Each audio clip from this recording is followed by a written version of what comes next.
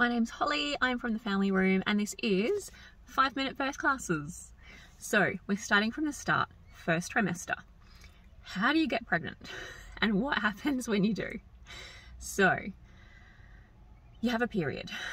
When you have your period, you have about 2 weeks after that. If you have a normal textbook 28-day cycle with ovulation on day 14, so about 2 weeks after you have your period, you release an egg, and that's called ovulation. Now, sperm meets egg, they fall in love, and they go on to live happily ever after if you get pregnant. Now, when they meet, when sperm and egg meet, that is called fertilization. About 2 weeks later, that little coupling of the sperm and the egg, which has now grown to quite a decent amount of cells, looking like a little bunch of grapes, that has made its way down the fallopian tube and into your uterus. And about 2 weeks after fertilization, so about 4 weeks post your last period, is when they implant into your uterus, and that is going to be the spot that your baby grows from.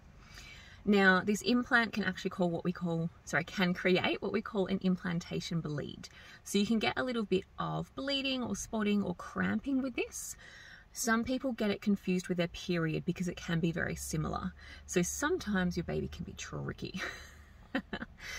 Within another 2 weeks, your that implanted little baby, which we now call an embryo, has started to release hormones into your system, and that's where you start to get symptoms of morning sickness and other delightful pregnancy things. So at this point, we're at about 6 weeks pregnant. So you don't tend to get pregnancy symptoms or morning sickness prior to the 6 weeks. It does happen for some people, but on average, usually not.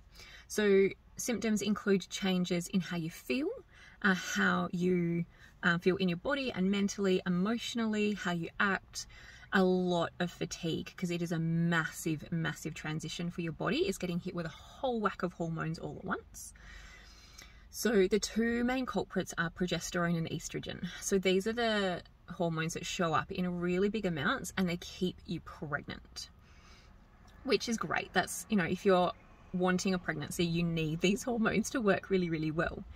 Now, there's some really obvious changes. Like with a lot of people, they will get breast changes quite noticeably in the first trimester. So different sensitivity, different feeling of heaviness, or warm changes to how they look, size. The veins can change, become a bit more prominent.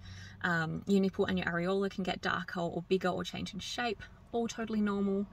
There's other things that can happen as well. So you've got a growing uterus that's needing to expand to keep up with this little baby, and your uterus and your pelvis and your rectum all share your uterus, your bladder and your rectum all share your pelvis. So with a growing uterus, it can push a little bit on the bladder. You might find you just have to go for a wee a little bit more. For some people, the uterus will also push on the rectum, which sometimes will give you a bit of diarrhea or constipation, usually more towards the constipation side of things. Usually by the 12-week mark, the end of the first trimester, the body has started to push the uterus up out of the pelvis, so it has more room to expand, and those symptoms tend to settle. The progesterone effect in your body affects your smooth muscles, which includes your gut and your GI tract, your digestive system. So some people get some changes in how their body processes food through pregnancy, and for some it can be more prominent in the first trimester.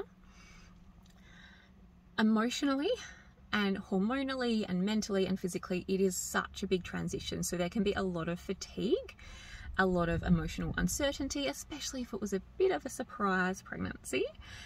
And for a lot of people, they don't even know that they're pregnant until 6 weeks. So there can be a lot of learning very, very quickly. And we will go into more detail in morning sickness in my next video.